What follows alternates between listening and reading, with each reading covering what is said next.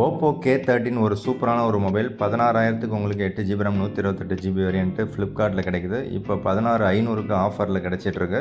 So இந்த mobile பார்த்தீங்கன்னா ஒரு நண்பர் யூஸ் பண்ணிகிட்ருக்காரு. அவர் நம்ம கமெண்ட்ஸில் சொல்லியிருக்காரு. ஸோ அவர் என்ன சொல்லியிருக்காருன்னு பார்த்தீங்கன்னா, அப்டேட் கொடுத்ததால ஏதாவது அப்டேட் ஒன்று கிடச்சிருக்கு. அந்த அப்டேட் கொடுத்தா ஏதாவது பிரச்சனைகள் வருமா அப்படின்னு கேட்டிருக்காரு. அந்த அப்டேட் சைஸ் பார்த்தீங்கன்னா 0.98 ஜிபி, அதாவது கிட்டத்தட்ட 1 ஜிபி.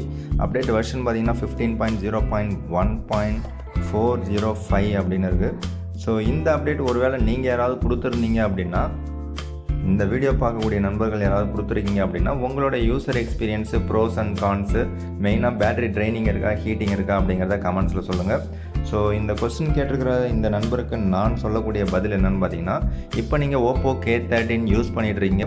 உங்களுக்கு இந்த மொபைலில் எந்த ஒரு லேகும் இல்லாமல் லேக் ஃப்ரீ எக்ஸ்பீரியன்ஸ் இப்போ கிடச்சிருக்கு அப்படின்னா, டெஃபினட்டாக நீங்கள் அப்டேட் கொடுக்காதீங்க. ஸோ அவசரப்பட்டு அப்டேட்டை கொடுக்காதீங்க. ஸோ அப்டேட் கொடுக்காமலே அப்படியே யூஸ் பண்ணுங்கள் மொபைலை.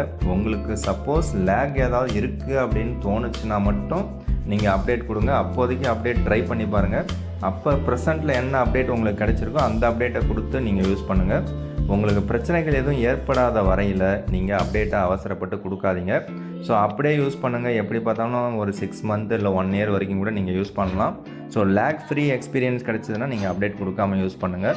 ஒருவேளை உங்களுக்கு லேகோ, சம் இஷ்யூஸோ, ஹீட்டிங்கோ, பேட்ரி ட்ரைனிங்கோ, இல்லை வேறு ஏதாவது ஸ்லோ ப்ராசஸிங் இருக்குது அப்படின்னா அந்த டைமில் நீங்கள் அப்டேட் கொடுத்து செக் பண்ணி பாருங்கள். ஸோ பிடிச்சா லைக் பண்ணுங்கள், உங்கள் கருத்துக்களை ஷேர் பண்ணுங்கள் வீடியோ பார்க்குற நண்பர்கள். தேங்க்யூ.